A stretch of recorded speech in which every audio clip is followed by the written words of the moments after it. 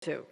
So I know it's my responsibility to use those experiences to shed a light on all the disparities and inequalities that still exist in society when it comes to having children. I've lived it myself.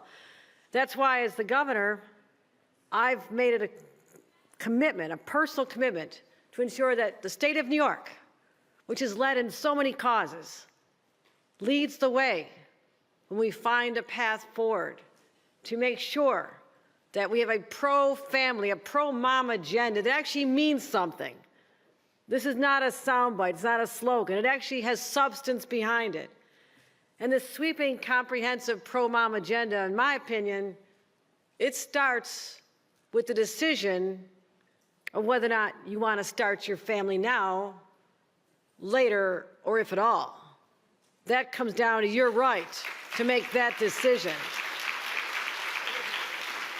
Now, I'll go back a little bit. I don't want to cause any PTSD, but the Dobbs decision threw a lot of women back in time, back in history, back to when our mothers had a march for certain rights that we took for granted that my 30-something-year-old daughter does not have if she lived in a different state than ours or the state she lives in.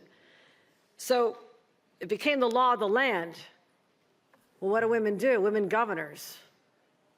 Throw your hands up, well, that's the law of the land. No, no, no, no, no. We fight back. We fight back. And we stood up. And we said we have a responsibility to support women all across the nation who live in unenlightened states. First of all, I say, why are you still living there? Come to New York. Or as Taylor Swift would say, welcome to New York, right? We're friendly.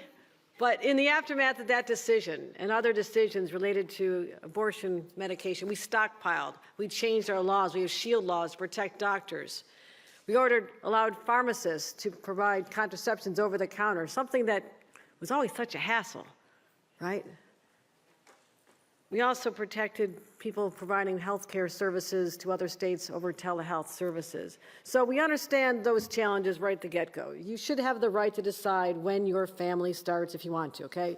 That's a given for us.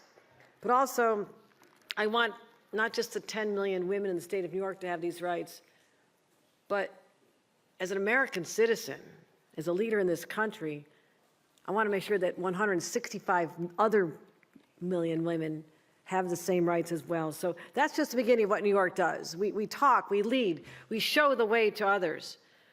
But also, once you've decided you want to have a child, we want the pregnancy to be healthy. I listened to the last session. There are people who can take for granted that it'll be a healthy pregnancy. They don't worry about it. Other communities, based on statistics, outcomes, getting pregnant could be a death sentence for you because of the outrageous disparities that exist in society today. So how do we make those kind of investments? We're shocked that a place like the United States of America has worse statistics when it comes to childbirth, healthy childbirth, than any other wealthy nation in the world. What's our excuse? How do we explain that? Anybody have an answer? Well, I have a lot of questions, and I want the answers, and I want them instituted in the state of New York. So this year we announced, as someone who went through a lot of prenatal appointments, I didn't miss any, because I wasn't going to lose a paycheck if I left. I was working for a senator in Washington, D.C., a long time ago, but I was able to make my doctor appointment. So if something was going wrong early on, they could identify it, figure out what's going on, right? Other women, lower wage, minimum wage, hourly workers, you take that time off to go to your doctor visit, to have an investment in your health and the health of your baby, you're losing money that you need. That takes a hit on your pocketbook.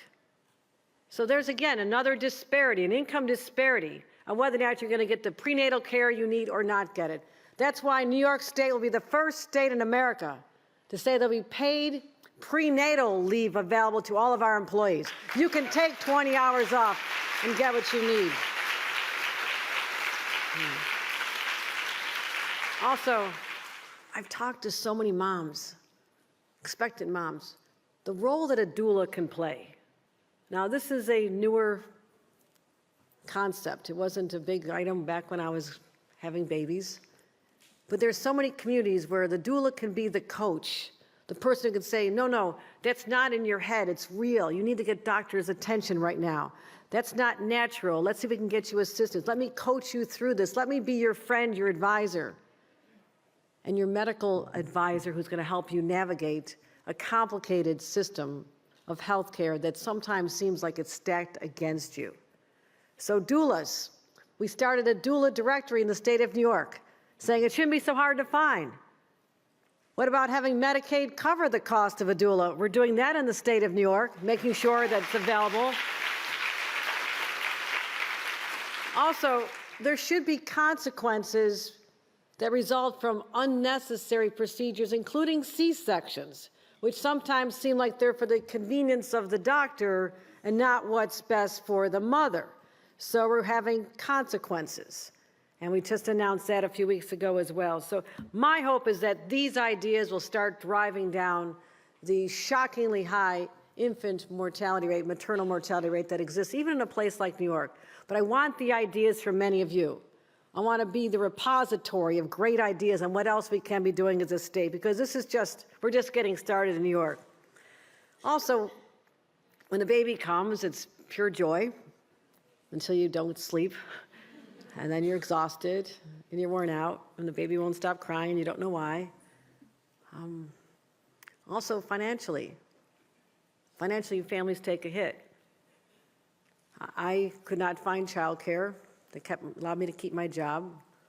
Our income went down to just me, and I was fortunate. I'm one of the lucky ones who had a husband. Now, he wasn't making a lot of money at the time, but we were doing okay. I'll tell you right now, I could not wait until we're done with formula and diapers. I said, you know how much money we're going to have back in our pocket? We're going to be rich. We're going to actually be able to go out one night a year because we're going to have all this money back in our pockets. And I was surprised, this is how old I am. My mother bought us a VCR for Christmas. She says, well, you're not going out anymore. You're just going to stay home and watch movies. Like, Mom knew something. She had 6 children. She knew she wasn't going out. But we also want to make sure we have the most generous paid leave program in America. And now that little baby that I had to leave my job for is now a father. I was so proud of the 4 months that he took to raise this infant, back to work now. His wife took 4 months. He is so much closer to that now 2-year-old child than he ever would have been. He has a connection. He has a passion. He did everything that you would have wanted a father to do for generations before, except they didn't. He shared equally in the responsibility. Again, this is a fortunate family where there's 2 people. That is not always the case. And the families that don't have that, the moms that are raising a child on their own, we need to be there for them as well. We need to be that village that Secretary Clinton spoke about. That's not just the title of a book. It's the reality. We need to provide that support system. So when costs are going up, we're able to help out. The cost of childcare. Oh my gosh. We're paying our childcare providers more in the state of New York. They deserve it. God bless them. God bless our providers. But we got to have more childcare places. And during the pandemic, these were the first, they're the ones who are the essential workers for our first responders, right? They left their children somewhere when they're still driving our subway trains and working in the deli and the grocery stores and the bodegas. Their kids were somewhere. We have to give them the respect they deserve and continue supporting them. But how do we make more childcare more affordable? When I first became governor, we had some subsidies, that's great. But the threshold was you had to earn $53,000 or less as a family to qualify. I said, really? Don't you think families making 75, 85, even 90 are still struggling? We raised the threshold. We now have 100,000 more children covered with subsidies from the state of New York just by raising that amount. As I mentioned, childcare, $7.6 billion we put toward childcare in the state of New York. We're investing heavily in this program. So I will tell you, affordability matters for families. It really means a lot to them. And any way we can lift that burden off their shoulders, we can make it easier on them.